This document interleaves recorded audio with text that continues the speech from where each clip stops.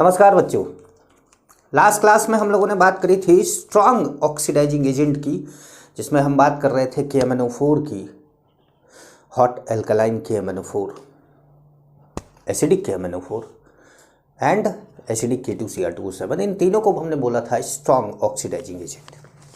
ठीक है, तो आगे बढ़ते हैं हम। जो स्ट्रॉन्ग ऑक्सीडाइजिंग एजेंट में ही आप आगे लिखेंगे।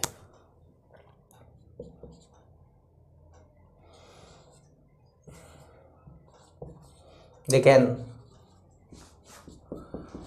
oxidize side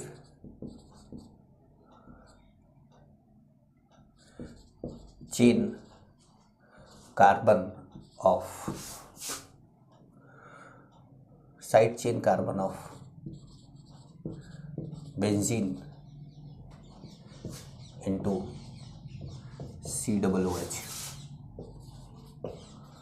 group. अब ये क्या होगा कि जैसे मान लीजिए कि आपके पास है बेंजीन रिंग है,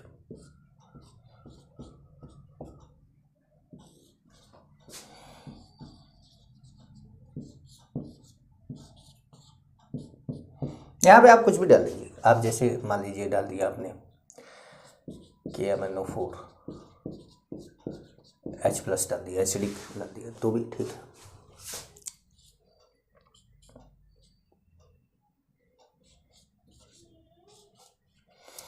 अब वो डबल बॉन्ड वाला है तो भी,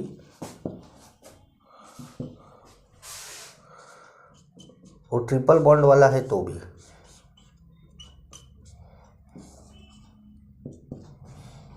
कहने का मतलब है कि अब जैसे आपको लगे कि क्या ये सब कार्बन ही रहते हैं, नहीं, ऐसा कुछ नहीं है। जैसे मान लीजिए कि ये है CH2Cl है, तो COOH में चेंज। मान लीजिए कि CH3 है, तो भी COOH में चेंज।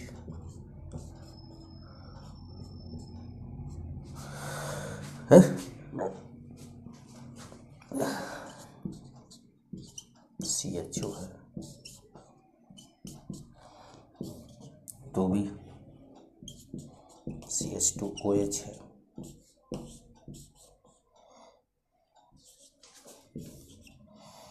तो भी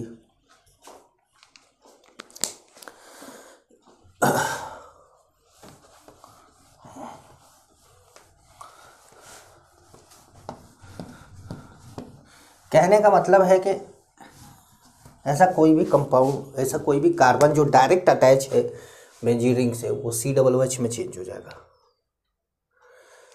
जैसे कि COR है मान लो, और इसको आपने डाल दिया KMnO4 H+, या K2Cr2O7 H+ ले लीजिए, या hot alkaline concentrated H2SO4 KMnO4 ले लीजिए, कुछ भी ले लीजिए आप। यहाँ पर सबको ये COOH में चेंज करने वाला है। जैसे मान लीजिए कि आपके पास कोई ऐसा कंपाउंड है,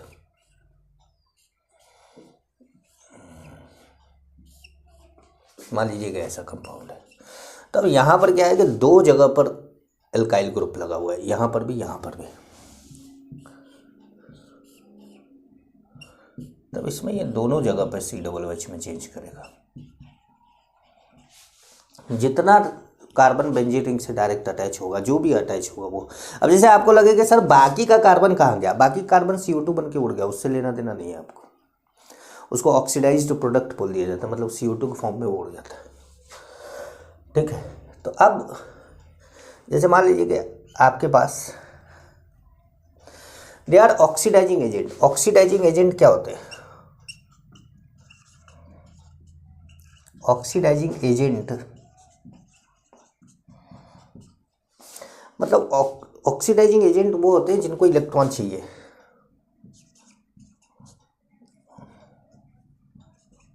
want electron.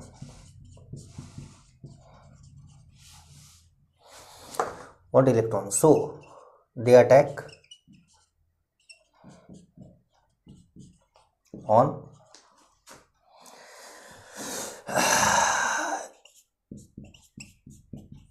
Electron rich area, electron rich area पे अटैक करते हैं। ऑक्सीडाइजिंग एजेंट को क्या चाहिए? इलेक्ट्रॉन चाहिए, और वो इलेक्ट्रॉन रिच एरिया पे अटैक करते हैं। तो अब जैसे मैं आपको बताऊं कि एक एग्जांपल और लेकर बताऊं। ऑक्सीडाइजिंग एजेंट को इलेक्ट्रॉन चाहिए और वो इलेक्ट्रॉन रिच एरिया पे अटैक करते हैं। तो इलेक्ट्रॉन रिच एरिया कहाँ पर है? जैसे मान लीजिए कि आपके पास है एक बेंजीन रिंग है और एक दूसरा भी बेंजीन रिंग है। तो आप एक बेंजीन रिंग को बेंजीन रिंग मान लो, दूसरे बेंजीन रिंग को एल्काइल ग्रुप मान लो। और अब जैसे मान लीजिए कि हॉट KMnO4 है, कंसंट्रेटेड है, मान लीजिए कंसंट्रेटेड है, ठीक है, वही मतलब एसिडिक ले लो चाहे ले लो। तो अब जैसे एक को रिंग मान लिया, एक को जो है एल्काइल ग्रुप मान लिया, तो यहाँ पर भी कुछ इसी तरीके से अटैक हुआ, COOH COOH। इसे मान लीजिए कि यही ऐसे होता,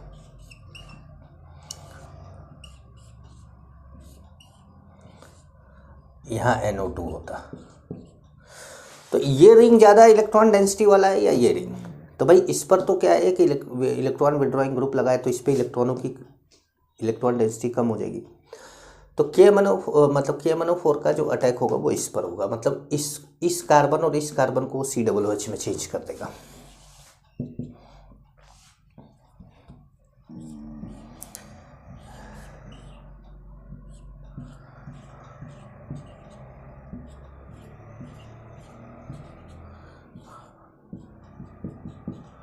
ऐसे। अब इसे मान लीजिए कि आपके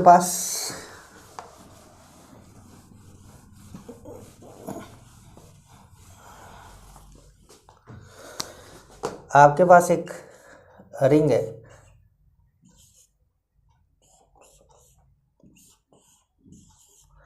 इसमें यहाँ पे OCH3 लगा हुआ है।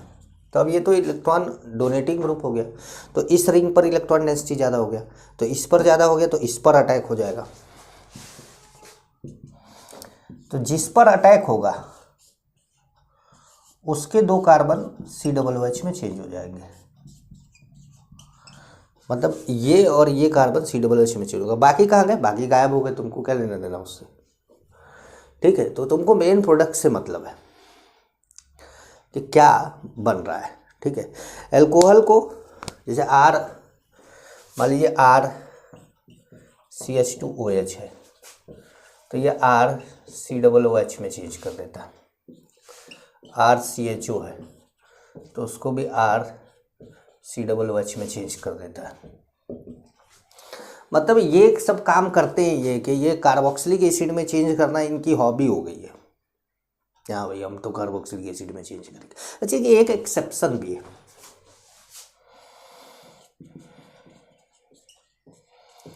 जिसको मैं एक्सेप्शन बोलता हूँ। अच्छा कई लोग क्या है कि इसका रिएक्शन कराते हैं,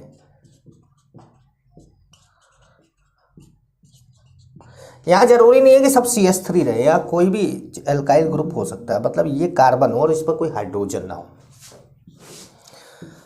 इसको अगर आप रिएक्ट कराते हैं स्ट्रॉन्ग ऑक्सीडाइजिंग एजेंट से, मतलब उन तीनों में से किसी से भी रिएक्ट कराते हैं, तो यहाँ नो रिएक्शन, हाइड्रोजन ना होने के कारण नो रिएक्शन। लेकिन कुछ किताबें इसको क्या है कि यहाँ पर COOH लगा देती है, कुछ बुक्स COOH लगा देती। तो बच्चा क्या होता है कि जो है कई बार क्वेश्चन कर रहा होता है किसी बुक से, तो वो बोलता है कि सर इस बुक में COOH लगा हुआ है, या उस मॉड्यूल में या उस कोचिंग की सीट में। तो बस ये ध्यान रखना है कि अगर आप किसी बुक में आपको आंसर दिया हुआ है कि यहाँ पर इसने बेंजीन के ऊपर COOH बना रखा है, या कई बार क्या होता है कि हाँ तो उस बुक की थ्योरी आप पढ़ लीजिए, कि थ्योरी देख लीजिए कि कहीं इसने ऐसा दे रखा है क्या। कई बार क्या होता है कि बिना थ्योरी की बुक रहती है, खाली क्वेश्चन रहते हैं, उसमें दे देता है, तो फिर वहाँ ये समस्या है। तो ये ध्यान रखिएगा कि ये एक्सेप्शन है, मतलब मैं आपको सही बताने की कोशिश कर रहा हूँ। अब बाद में आपको ये लगे कि सर ये चीज़ तो इस किताब में ऐसे दी है, या हमारे रेजुलेंस के सर थे उन्होंने तो ऐसे बताया था, एलन के सर थे उन्होंने तो ऐसे बताया था, तो वो यार अगर आपको लगता है कि वो वही सही थे तो फिर आप वही मान लीजिएगा सही।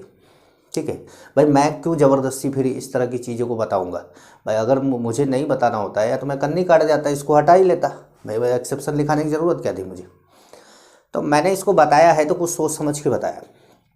अब जैसे किसी कोचिंग के मॉड्यूल में ही क्वेश्चन रहता है तो उसमें क्या होता है कि कई कई जगह पर तो ये रिएक्ट नहीं करवाते, और कुछ मॉड्यूल में रिएक्ट करवा देते। तो मॉड्यूल में एक ही कोचिंग में 2 जगह पे क्वेश्चन आया और एक जगह रिएक्ट कराया और एक जगह नहीं कराया, तो उसका रीज़न ये है कि देखो भैया क्वेश्चन कोई घर पे तो बनाता नहीं है। टेस्ट पेपर पे या कोई भी चीज़ में क्वेश्चन बनाने के लिए क्या होता है कि इधर उधर की किसी बुक से क्वेश्चन उठाया जाता है और डाला जाता है। तो यही बात है। अब इसके लिए आप चाहे बोले कि भाई एक ही जगह पर हमने खुद ही अपने इंस्टीट्यूट में ही देखा कि एक बार हमने टेस्ट दिया, एक बार मैंने पढ़ा दिया ये और टेस्ट दिया, तो टेस्ट में आंसर वो वाला चला गया। तो वो पता चला कि किसी बुक से मैंने क्वेश्चन दिया था उसमें वही आंसर था, फिर मैंने उसको करेक्शन कराया, तो ऐसा हो जाता है। तो ये ध्यान रखिएगा थोड़ा सा है।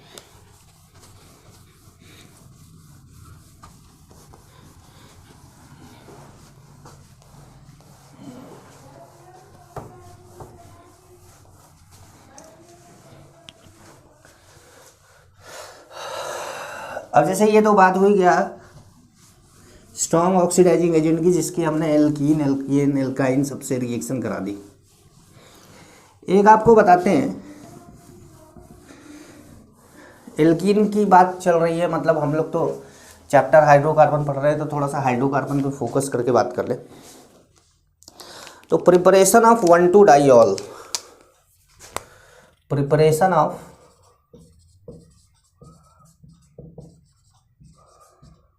1,2-डाइऑल फ्रॉम एल्कीन। अब इसमें क्या है, 3 रिएजेंट है। एक बेयर्स रिएजेंट है जिसको कोल्ड डाइल्यूट एल्कलाइन KMnO4 है। कोल्ड डाइल्यूट, वो हॉट कंसंट्रेटेड था, ये कोल्ड डाइल्यूट है एल्कलाइन KMnO4, या इसको बोलते हैं 1% डाइल्यूट एल्कलाइन KMnO4। मतलब 1%, फिर डाइल्यूट नहीं बोलना जाता, मतलब 1% कोल्ड एल्कलाइन KMnO4। तो ये 1% का मतलब हुआ कि 1 लीटर में कितना हो गया, 10 मिलीलीटर, या 100 मिलीलीटर में 1 मिलीलीटर जो है KMnO4 आपने डाला है, तो ये काफ़ी डाइल्यूट माना जाता है। तो इसका काम वो वाला नहीं है जो हॉट कंसनट्रेटेड वाला था, इसका काम अलग है। ये एल्कीन के डबल बॉन्ड को तोड़ के दोनों कार्बन पे OH लगा देता है, दोनों कार्बन पे OH लगाता है। दूसरा इसके अंदर रिएजेंट है ऑस्मियम टेट्राऑक्साइड OSO4। ये क्या करता है, ये भी यही काम करता है जो कि बेयर्स रिएजेंट करता है। और तीसरा परऑक्सी एसिड है, ये भी यही काम करता है। लेकिन इन तीनों में क्या है कि जो osmium tetroxide and bears reagent है, ये सिन एडिशन देते हैं, SYN सिन एडिशन, मतलब ये सिस्को मीजो और ट्रांसकोरेस्मिक बनाते हैं। लेकिन परऑक्सी एसिड जो है वो एंटी एडिशन देता है, मतलब वो सिस्कोरेस्मिक और ट्रांसकोमीजो बनाता है। ठीक है, तो ये बात थोड़ा सा ध्यान में आप रखेंगे। फॉर्मेशन ऑफ 1,2-डाइऑल, तो अब देखिए मैं आपको बताऊं,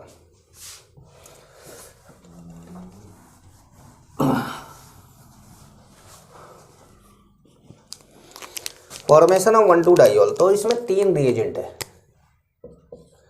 फर्स्ट है BaEY बेयर्स रिएजेंट, ये है कोल्ड डाइल्यूट एल्कलाइन KMnO4 या 1% एल्कलाइन KMnO4 इसको बोला जाता है। ठीक है, 1% एल्कलाइन KMnO4 बोला जाता है। यह क्या करता है? It gives syn addition with alkene. It gives syn addition with alkene. तो अब क्या होता है कि जैसे आपने एल्कीन ले लिया, मान लीजिए आपने CH3 ले लिया, CH3 ले लिया, H ले लिया, H ले लिया, सिस ले लिया, ठीक है, और आपने डाल दिया बेयर्स रिएजेंट। अब बेयर्स रिएजेंट लिखना आसान है इतना बड़ा लिखने से ना। अब ये क्या करता है कि सिन एडिशन देता है। सिन एडिशन का मतलब सिस के साथ क्या बन जाता है? मीजो।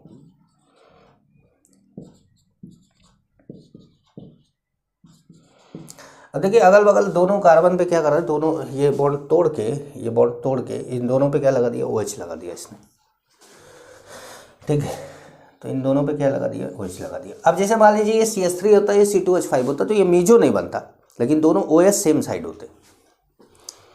अब अगर जैसे आप ट्रांस ले लेते हैं,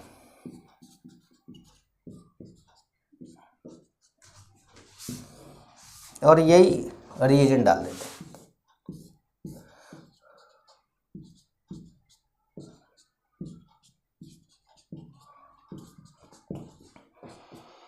तो क्या होता है कि इनैंशियोमेरिक पेयर बना देता।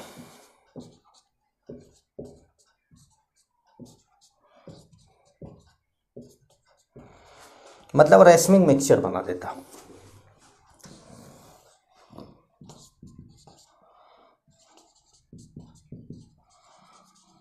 इनैंशियोमर्स बनाता, रेसमिक मिक्सचर बनाता। ये ट्रांस हो गया। ठीक है, तो ये पहला रिएजेंट है बेयर रिएजेंट, जो कि ये काम कर रहा है। और दूसरा रिएजेंट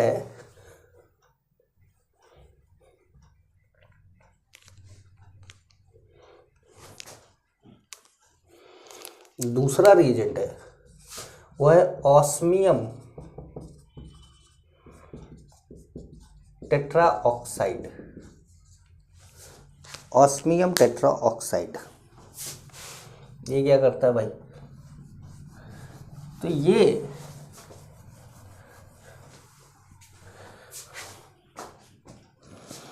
ऑस्मियम टेट्राऑक्साइड इसको OSO4 विद H3O+ दिया जाता है। It gives syn addition with alkene, मतलब ये भी सिन एडिशन देता है विद एल्कीन। तो अब जब सिन एडिशन देता है एल्कीन के साथ, तो हमको तो क्या करना है, केवल यहाँ पर एक काम कर देना है कि यहाँ पर हमको OSO4 डाल देना है। ठीक है, OSO4 खाली लिखा हो सकता है या साथ में H3O+ लिखा हो सकता है, मतलब जरूरी नहीं है कि H3O+ साथ में लिखा हो। मैंने पूरा रिएजेंट आपको बताया, जैसे LiLH4 के साथ H3O+ होना चाहिए, लेकिन नहीं लिखते, तो वैसे ही OSO4 के साथ भी नहीं लिखा हुआ मिलता है। तो इसलिए इस बात की भी आदत डालिए कि नहीं लिखा हुआ मिलेगा। तो ये मीजो देता है और ये क्या देता है? रेसमिक देता है। सेम प्रोसेस है। तीसरा है जो वो परऑक्सी एसिड है। तीसरा क्या है? परऑक्सी एसिड है।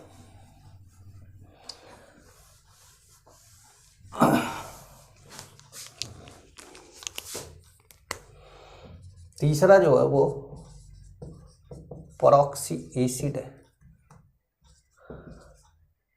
मतलब एसिड ऐसा जिसके पास परऑक्साइड बॉन्ड हो, RCOOOH, ये परऑक्साइड बॉन्ड हो गया with H3O+।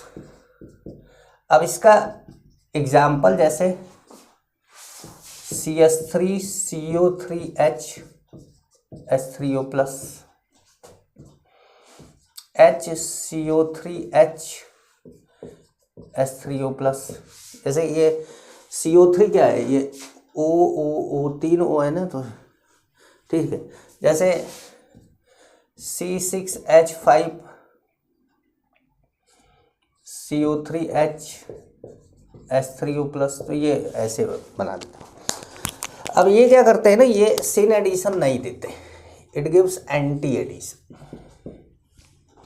Anti addition with alkene. तो एंटी एडिशन देगा तो क्या होगा, तो एंटी एडिशन देगा तो अब जैसे जो काम सिस कर रहा था वो काम ट्रांस करेगा, और जो काम ट्रांस कर रहा था वो काम सिस करेगा।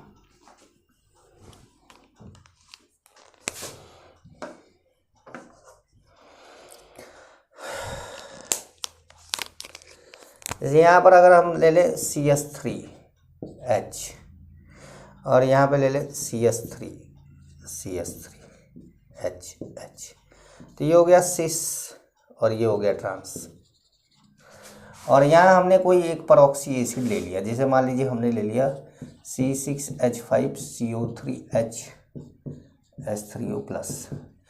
तो अब ये क्या करेगा, एंटी एडिशन दे रहा है, मतलब ट्रांस के साथ में जो बना रहा है वो सिस के साथ क्या बना रहा है, रेसमिक मिक्सचर बना रहा है, मतलब इनैंसियोमर बना रहा है। ठीक है। तो परऑक्सी एसिड का एक खास बात और जान लीजिए, जैसे इसको मिटा देते हैं।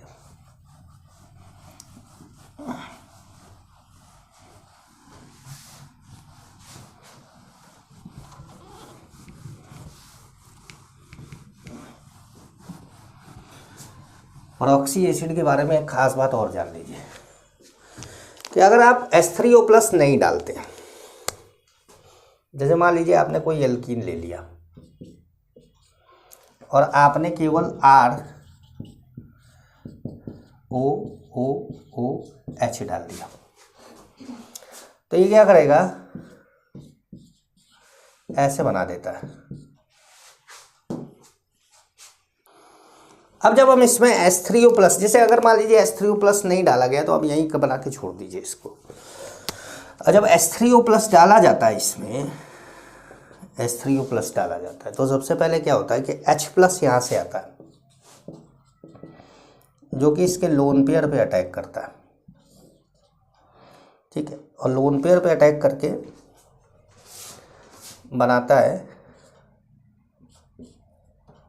मतलब ऐसे बना लेता है।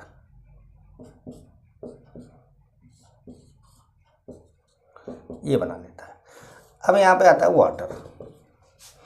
अब अगर ये इधर टूट रहा है तो वाटर का अटैक ऐसे हो रहा है, मतलब ये अगर इस पे जा रहा है तो वाटर का अटैक इस पे हो रहा है, अगर ये इस पे जा रहा है तो वाटर का अटैक इस पे हो रहा है। ठीक है।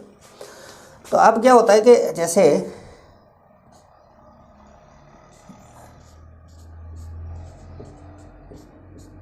अब यहाँ पर OH प्लस हो जाता है। अब क्या है कि जो बना है वो नहीं टूटेगा, उसके जैसा नहीं टूटेगा, जब भी टूटेगा कोई दूसरा टूटेगा तो क्या होगा, यहाँ पर ये H टूट जाएगा और OH आ जाएगा। तो इस तरीके से ये क्या करेगा, ये मतलब ये इसको तोड़ के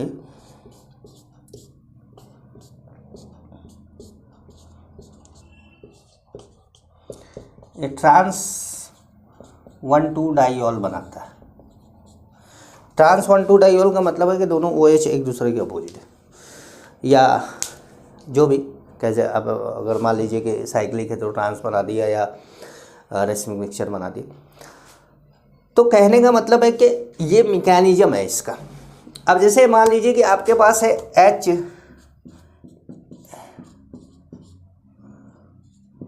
अब जैसे एक O ना होता तो इसका नाम होता फॉर्मिक एसिड। तो अभी क्या है, अभी है इसका नाम परफॉर्मिक एसिड।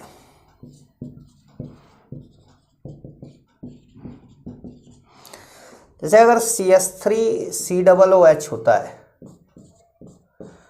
अब एक वो एक्स्ट्रा ना होता तो इसका नाम एसिटिक एसिड होता, तो अभी इसका नाम क्या है, पर एसिटिक एसिड। अब जैसे COOH बेंजीन रिंग पे होता तो उसका नाम होता बेंजोइक एसिड। इसका नाम क्या है, पर बेंजोइक एसिड। तो इस तरीके से आपको नाम दे देगा कि पर फॉर्मिक एसिड से या पर बेंजोइक एसिड से ये रिएक्ट कर रहा है। जैसे ये पर एसिटिक एसिड है, ये पर फॉर्मिक एसिड है, ये पर बेंजोइक एसिड है, तो इनसे ये रिएक्ट कर रहा है। ठीक है, तो अब जब रिएक्ट कर रहा है तो क्या बना रहा है, तो क्या बना रहा है, तो जैसे इनसे रिएक्ट करके तो यही बना रहा है, लेकिन अगर बाद में H3O+ डाला तो वो भी बना रहा है। तो कहने का मतलब है कि हमको डाइऑल बनाने के लिए इसके साथ H3O+ की ज़रूरत पड़ती है। समझ गए बात को आप? तो चलिए एक कॉमन एग्जांपल लेते हैं तीनों के लिए और एक साथ आपको बताते हैं।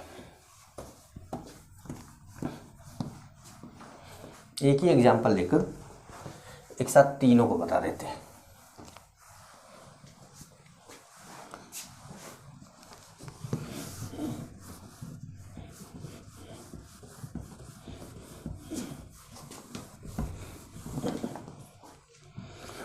अब यहाँ पर जैसे मान लीजिए कि आपने ले लिया,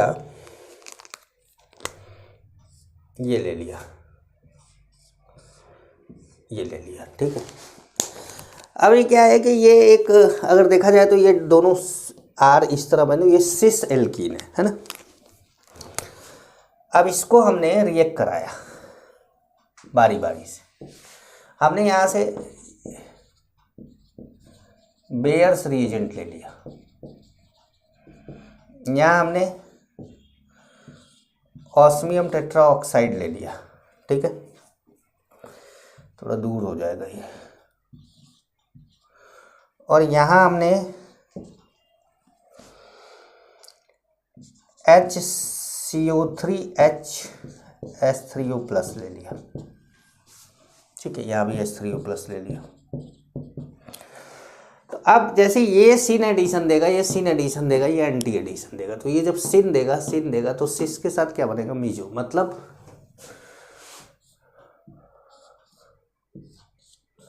अब यहाँ पर जैसे ये OH,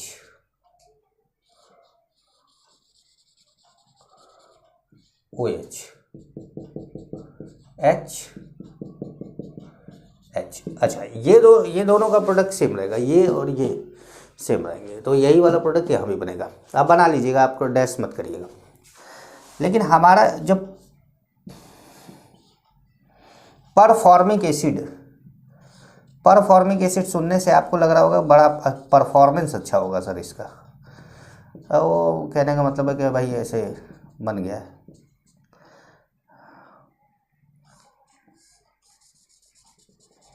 तो यहाँ पे H और यहाँ पे OH है,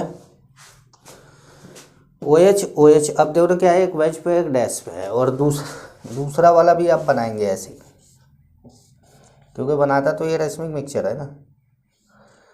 तो एक में आपने यहाँ पे, अब यहाँ पे H लगा दिया, यहाँ OH लगा दिया,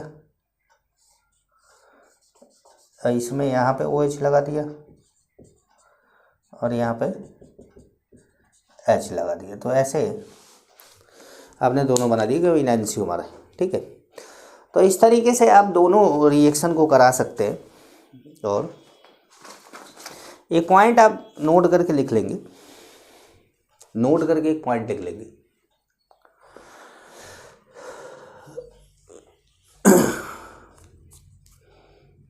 देखिए, bears reagent has pink colour, bears reagent has pink colour, has pink colour, and when it react with alkene,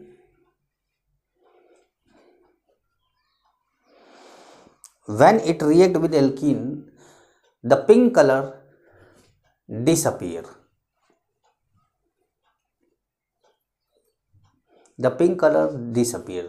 that's why Bayer's reagent also used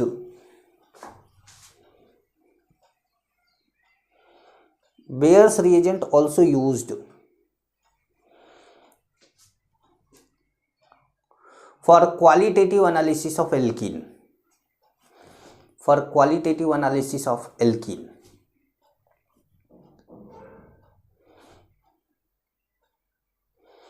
for qualitative analysis of alkene, but the correct position of double bond,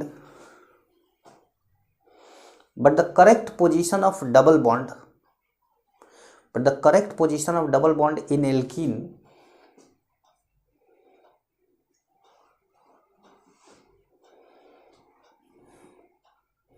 is confirmed by ozonolysis. The correct position of double bond in alkene is confirmed by ozonolysis. Ozonolysis से क्या होता है कि correct position और double bond confirm होता है।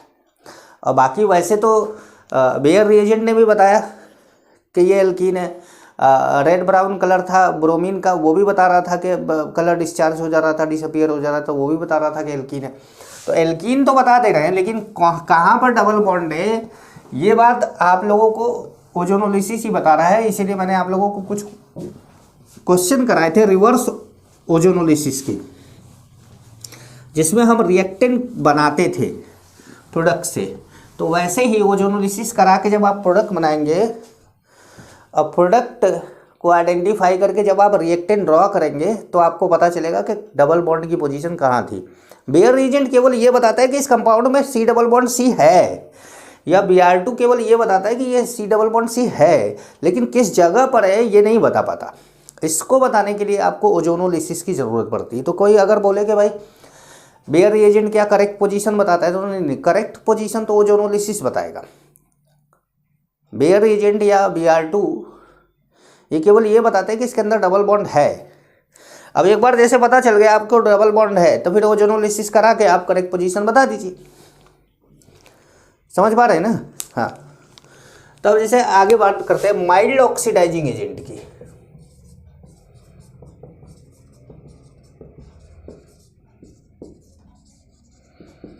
Mild oxidising agents.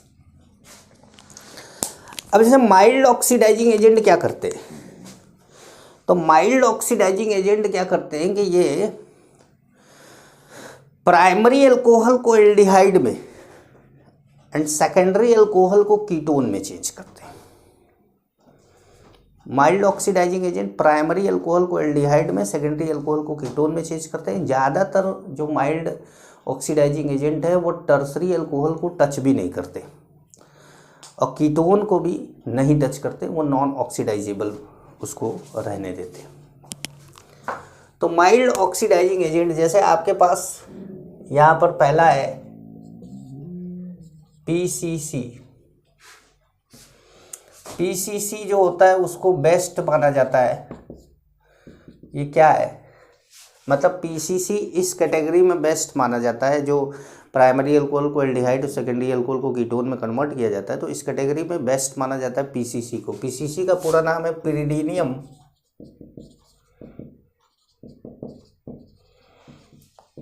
Chlorochromate,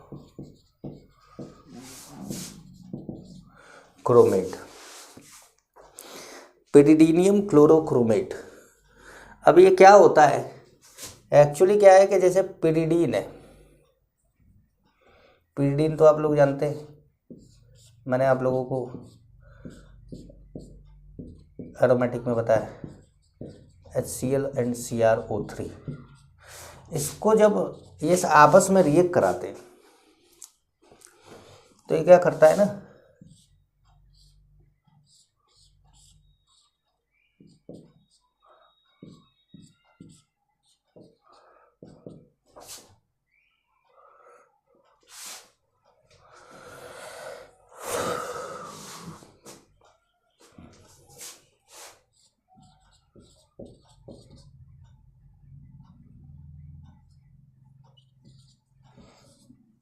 ये है आपका PCC।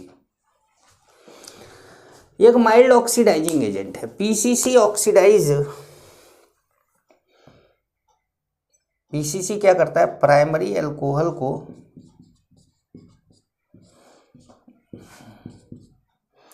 एल्डिहाइड में चेंज करता है और सेकेंडरी अल्कोहल को कीटोन में चेंज करता है। लेकिन अगर इसके सामने टर्सरी अल्कोहल आ गया तो ये एल्कीन में चेंज कर देता है। एग्जाम्पल लेके बताएं। CH3CH2OH है तो PCC डालने पर ये CH3CHO, मतलब जितने कार्बन होंगे उतने ही कार्बन का एल्डिहाइड बनाएगा ना भाई। 2 कार्बन है, 2 कार्बन का एल्डिहाइड बना दिया। सेकेंडरी अल्कोहल है अगर,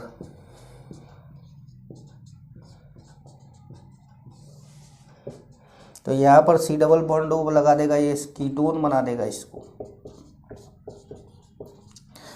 और ये टर्सरी अल्कोहल है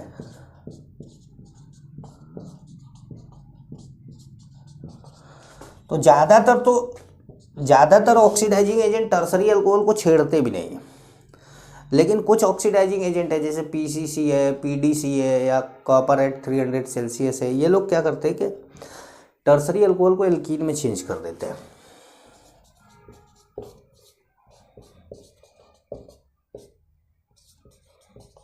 ये लोग क्या करते हैं, टर्सरी अल्कोहल को एल्कीन में चेंज कर देते हैं। ठीक है, PCC था ये। अब जैसे PDC का पूरा नाम है कोलिन्स रिएजेंट भी बोला जाता है।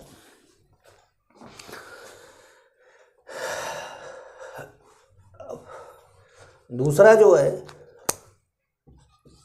वो है PDC, इसका नाम है पिरिडीनियम डाइक्लोरोक्रोमेट।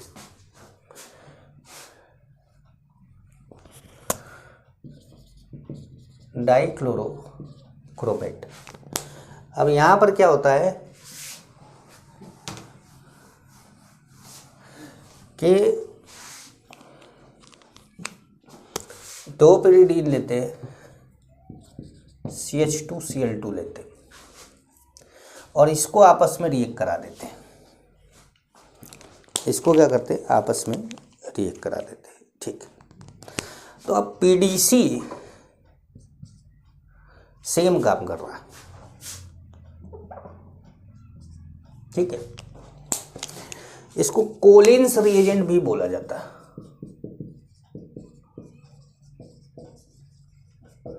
कोलिन्स रिएजेंट भी बोलते हैं, मतलब PCC एंड PDC काम दोनों का सेम है। लेकिन आपको जो NCERT में दिया हुआ है वो PCC दिया है, PDC नहीं दिया है। ठीक है, लेकिन कई बार क्या होता है कि मैंने एग्ज़ाम में देखा कि PDC आ गया, तो PDC आ गया तो पहले एम्स का एग्ज़ाम होता तो PDC आ गया, अलग से एग्ज़ाम होता तो PDC आ गया। जेई में तो अक्सर आ जाता है, तो इसलिए ये होता है कि भाई पढ़ा दो, अब क्या भरोसा क्या आ जाए, हैं। क्योंकि गवर्नमेंट बोर्ड का तो सिलेबस कम कर देगी, लेकिन कॉम्पिटिटिव एग्ज़ाम का सिलेबस कम नहीं करती। तो कॉम्पिटिटिव एग्ज़ाम का सिलेबस कम नहीं करते तो उसको क्या करते हैं, डेट बढ़ा देते हैं, आगे कर देते हैं। लेकिन तो इसलिए आप ये बात का ध्यान रखिएगा कि ये इम्पॉर्टेंट है। अच्छा, जैसे थर्ड है, तो थर्ड हमारा जो रिएजेंट है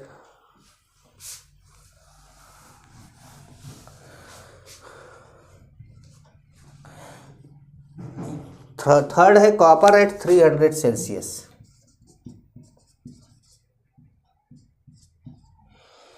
थर्ड क्या है, Cu एट 300 सेल्सियस 573 केल्विन। अरे कई बार क्या होता है 300 सेल्सियस ऐसा रट्टा मार लेते हैं कि 573 केल्विन आ जाता है तो गड़बड़ आ जाते हैं। तो चलो एक जगह पर Cu एट 573 केल्विन लिख देते हैं। ठीक है, सेम काम कर रहा है, सेम काम कर रहा है, इसलिए हमें रिएक्शन लिखने की बार बार ज़रूरत नहीं पड़ रही। तो प्राइमरी अल्कोहल को एल्डिहाइड में, सेकेंडरी अल्कोहल को कीटोन में और टर्सरी अल्कोहल को एल्कीन में चेंज कर रहा। ठीक है, अब कुछ ऑक्सीडाइजिंग एजेंट जैसे कि वो प्राइमरी अल्कोहल को एल्डिहाइड में, सेकेंडरी अल्कोहल को कीटोन में तो चेंज करते हैं। ये लिख लिया ना, ये लिख लीजिएगा। लेकिन अब जैसे जो ऑक्सीडाइजिंग एजेंट हम लेंगे वो क्या करते हैं,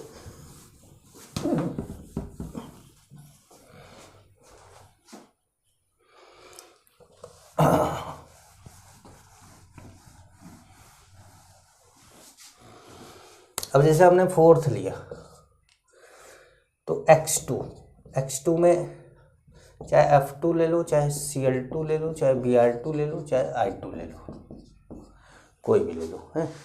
X2 जो होता है वो प्राइमरी अल्कोहल को एल्डिहाइड में, सेकेंडरी अल्कोहल को कीटोन में, मतलब ये रिएक्शन सबके लिए, अब 4 से स्टार्ट हो रहा है ये रिएक्शन सबके लिए, ठीक है। ये कॉपर 300 सेल्सियस हटा देते हैं यहाँ से, और यहाँ पे ऐसे कर देते हैं।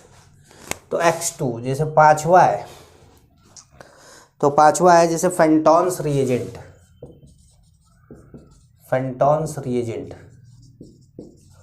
तो फेंटॉन्स रिएजेंट क्या है? फेंटॉन्स रिएजेंट है FeSO4 प्लस H2O2। इसका काम क्या है? प्राइमरी अल्कोहल को एल्डिहाइड में चेंज करना, सेकेंडरी अल्कोहल को कीटोन में चेंज करना, ठीक है। छठा एनहाइड्रस CrO3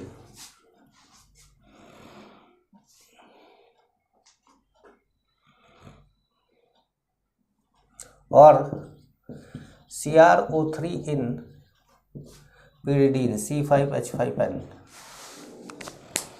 ठीक है।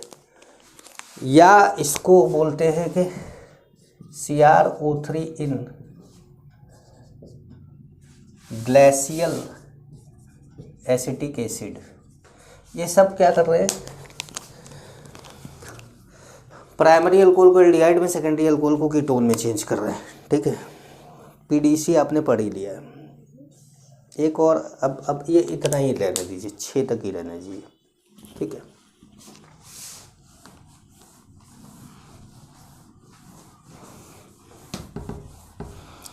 ये सब क्या करते हैं?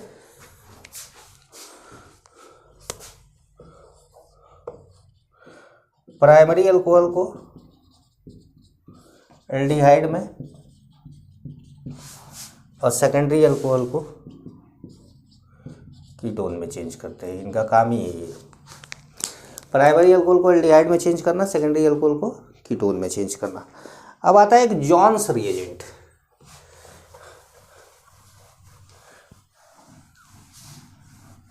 ठीक है। अब हम 7वां नंबर नहीं लिखेंगे उसको, इसलिए क्योंकि प्राइमरी अल्कोहल को एल्डिहाइड में, सेकेंडरी अल्कोहल को कीटोन में वो नहीं कर रहा है ना भाई, वो कुछ और कर रहा है।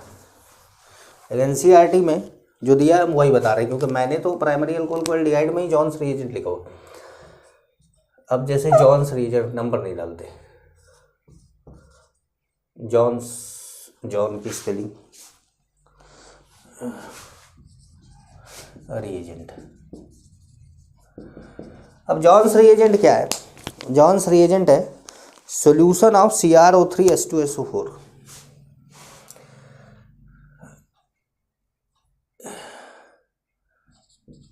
solution of CrO3 in H2SO4, ठीक है। ये क्रोमिक एसिड भी बोल देते हैं इसको। अब ये क्रोमिक एसिड कैसे हो जाता है? ये हो जाता है H2CrO4 क्रोमिक एसिड, ठीक है। तो ये क्या करता है? प्राइमरी अल्कोहल को कार्बोक्सिलिक एसिड में चेंज कर देता है और सेकेंडरी अल्कोहल को कीटोन में। प्राइमरी अल्कोहल को ये कार्बोक्सिलिक एसिड में चेंज करता है, एल्डिहाइड में नहीं करता है। जैसे मान लीजिए कि आपके पास है RCH2OH, तो ये क्या करता है? RCOOH बनाता है। सेकेंडरी अल्कोहल तो वैसा ही है, कीटोन में चेंज कर रहा है। मतलब जैसे मान लीजिए कि आपके पास CH3OH है और आपने ये डाल दिया, तो ये CH3 डबल बॉन्ड CH3 बना रहा है। ये तो ठीक है, लेकिन इसमें गड़बड़ है। क्लियर हो रहा है? ठीक है। तो ऑक्सीडाइजिंग एजेंट एक और आता है MnO2। यह क्या करता है कि एलाइलिक एंड बेंजाइलिक एल्कोहल को एल्डिहाइड या कीटोन में चेंज करता है। मतलब सब अलग अलग काम कर रहे हैं, इसलिए इनको अलग अलग बता रहे हैं। तो अब जैसे हमारे पास आ गया MnO2, तो MnO2 क्या करता है, तो लिखिएगा it oxidise primary and secondary allylic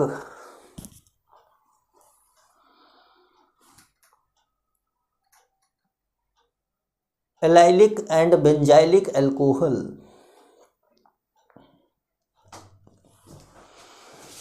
into aldehyde and ketone. Allylic and benzylic alcohol into aldehyde and ketone. जैसे ये है आपके पास, आपने MnO2 डाल दिया, तो ये क्या करता है कि CH2 डबल बॉन्ड CHO मतलब एल्डिहाइड बना दिया। इसको प्राइमरी अल्कोहल था ये, ठीक है। अब जैसे मान लीजिए कि आपके पास है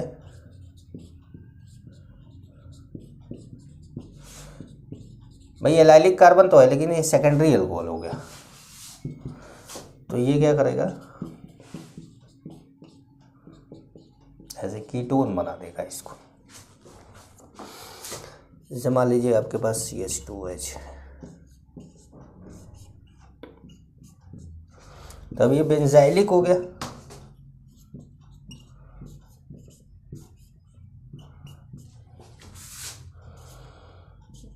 CH3OH है,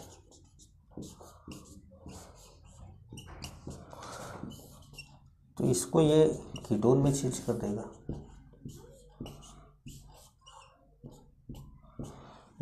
कीटोन में चेंज कर देगा। तो ये प्राइमरी अल्कोहल को एल्डिहाइड में, सेकेंडरी अल्कोहल को कीटोन में तो चेंज करता है, लेकिन इसकी कुछ खास बात है, ये सबको चेंज नहीं करता है। जैसे अब जैसे एक एग्जाम्पल लेकर आपको बताएं कि इसकी खासियत अभी दिख जाएगी। देखिए इसकी खासियत क्या है, मतलब अब किसी की कमी को आप खासियत बोल दे वो अलग चीज़ है।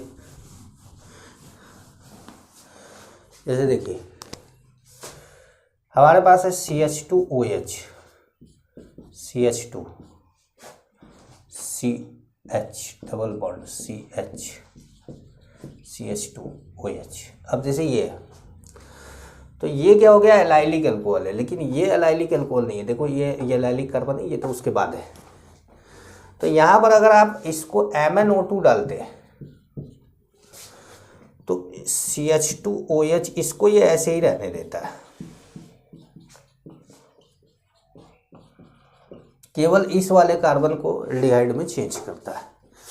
लेकिन यहीं आप PCC डाल दीजिए तो ये इसको उसको सबको चेंज कर देता है। दरअसल इधर भी ये एल्डिहाइड में चेंज करेगा और इधर भी एल्डिहाइड में चेंज करेगा, मतलब दोनों तरफ एल्डिहाइड में चेंज कर रहा है।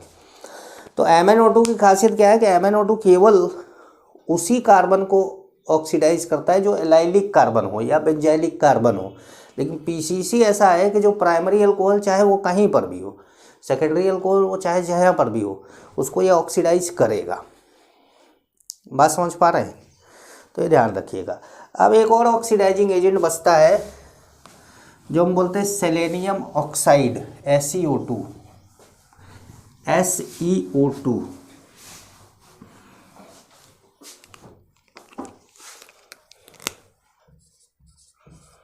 ये अपने आप में बड़ा इंपॉर्टेंट ऑक्सीडाइजिंग एजेंट है। सेलेनियम ऑक्साइड के 2 पॉइंट आपको लिखने हैं। पहला पॉइंट लिखिएगा, SeO2 in CH3COOH, SeO2 in CH3COOH, SeO2 in CH3COOH can oxidize active methylene group, active methylene और मिथाइल एक्टिव मिथाइलिन और मिथाइल ग्रुप, एक्टिव मिथाइलिन और एक्टिव मिथाइल ग्रुप पूरा लिख लीजिएगा, वरना आप मिथाइल को एक्टिव नहीं मानेंगे।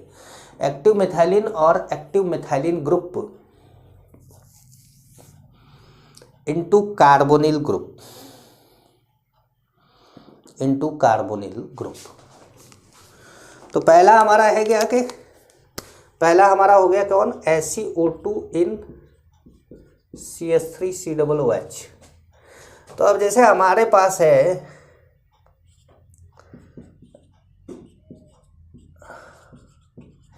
तो ये कौन है, ये है एक्टिव मिथाइल है। अब इसमें आपने SiO2 CH3COOH डाल दिया, तो इसने इसको भी कार्बोनिल में चेंज कर दिया, और ये तो कार्बोनिल था ही भाई, किनारे पर है तो एल्डिहाइड में चेंज होगा, कीटोन में तो होगा नहीं।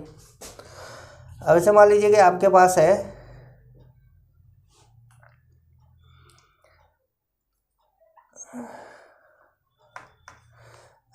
ऐसे है,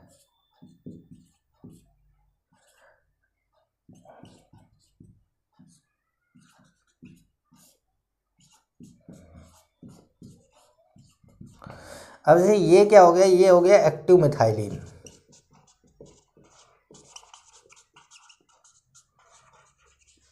ये एक्टिव मिथाइलिन हो गया। अब चाहे ये C डबल बॉन्ड हो, CH3 लगाओ तो कीटोन लगाओ, चाहे यहाँ दोनों तरफ एल्डिहाइड लगाओ, कोई फर्क नहीं पड़ता। मतलब ये एक्टिव मिथाइलिन ग्रुप है, इसको C डबल बॉन्ड O में चेंज करना है इसको। तो ये क्या करेगा, ऐसे OET, ये तो रहने दोगे आप ऐसे, और यहाँ पर आप C डबल बॉन्ड O बनाओगे। तो ये जो आप देख रहे हैं ये क्या हुआ, ऑक्सीडाइज हो गया, ठीक है। तो ये ऑक्सीडाइज हो गया। अब जैसे मान लीजिए कि कई बार क्या होता है कि एक्टिव मिथाइल या मिथाइलिन ग्रुप आपको दो दिख रहे हैं, तो जब आप दो दिख रहे हैं तो उनमें से कोई एक ही करेंगे ना आप। जैसे मान लीजिए कि आपके पास है ऐसे, मान लीजिए ये, और आपने SiO2 CH3COOH ले लिया। अब आपको ये भी दिख रहा है, ये भी दिख रहा है, दो भाई दोनों उसके बगल में है ना, तो चाहे आप इसको ऑक्सीडाइज कर दो, चाहे इसको कर दो, दोनों में से किसी एक को करो, दोनों को मत कर दो।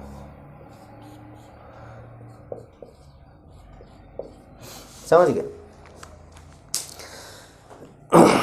तो ये बात हुई किसकी, selenium oxide in presence of CH3COOH, ये पहला पॉइंट था। दूसरा लिखिएगा, दूसरा लिखिएगा SiO2 इन एक्वस मीडियम और इन एल्कोहल।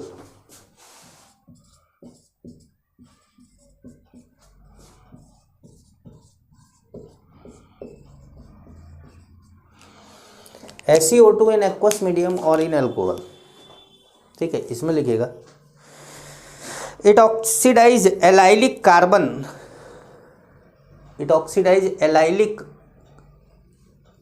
और benzylic carbon, it oxidize allylic और बेंजाइलिक कार्बन।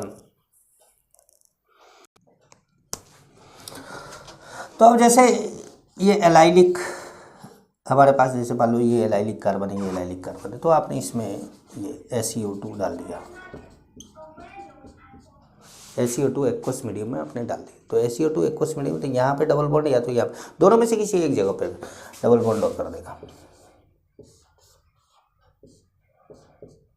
समझ गए? तो अब ये ऑक्सीडेशन का प्रोसेस हमारा पूरा कंप्लीट हुआ। अब हम बात करेंगे एरोमेटिक कंपाउंड की। मतलब आपने कंप्लीट किया क्या, एल्केन कंप्लीट किया, एल्कीन कंप्लीट किया, एल्काइन कंप्लीट किया, यहाँ तक कंप्लीट कर लिया आप लोगों ने, और काफ़ी हद तक आपने नेक्स्ट चैप्टर्स के रिएक्शन भी कंप्लीट किए हैं इसके अंदर।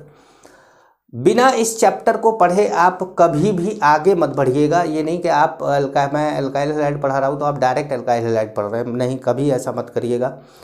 जब भी आपको पढ़ना हो ऑर्गेनिक हाइड्रोकार्बन जरूर स्टार्ट करिएगा। अगर आप रिएक्शंस पढ़ना चाहते हैं तो हाँ, अगर मैकेनिज्म के साथ पढ़ना चाहते हैं सारी चीज़ें, तब तो आपको GOC, आइसोमेरिज्म, IUPAC की ज़रूरत पड़ेगी। ठीक है, तो चलिए अगली क्लास में मिलते हैं, तब तक के लिए नमस्कार।